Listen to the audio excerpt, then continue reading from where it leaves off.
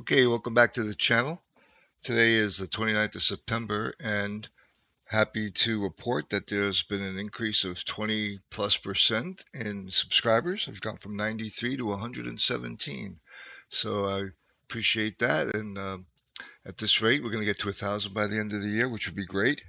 I'd love to get to 1,000 and then have 4,000 hours, have a monetized channel, and head back to Vietnam. So that's the goal. Da Nang, Vietnam. That is a beach town that is unlike any other in the U.S., unless you go back to 1960, Miami Beach, Santa Monica, that kind of feel. I wouldn't say Newport Beach, but maybe like a Key Biscayne is kind of what it's like for you people who know Florida.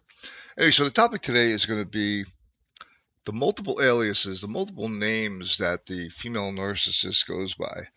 Now, the last relationship was interesting.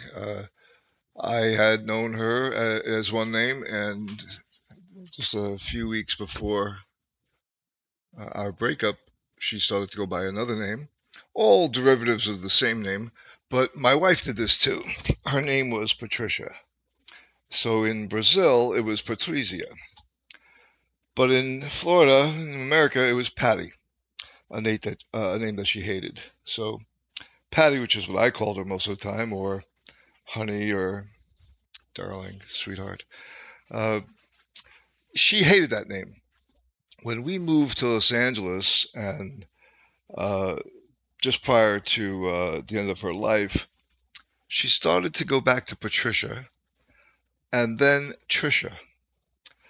However, through the course of our experience, she also wanted to go by the name of Catherine, feeling that that was a strong name. So regardless of that, there's a similarity here, and that's the main point of this particular audio, is that these names are indicative of their uncomfortability with who they actually are as a real person.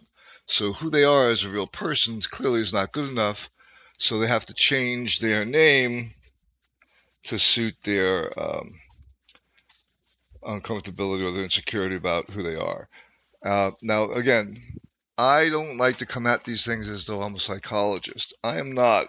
I'm just a 63-year-old man who feels that he's still somewhat in his prime and doesn't need to put up with any of this. So I hope that you feel the same way about yourself, because none of us need to put up with any of this. So multiple names, multiple personalities. Well, what makes that different than an alias?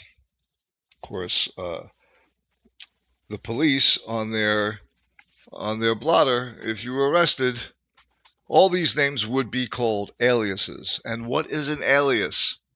That which you are not. So this is just something that I found that is characteristic. There's a common thread in these female narcissists, and I'd like to get some feedback from some others about this, because I encountered it. I'm wondering if you encountered it. I encountered it with the master narcissist that I was married to, and then the covert borderline personality narcissist that I was with after that.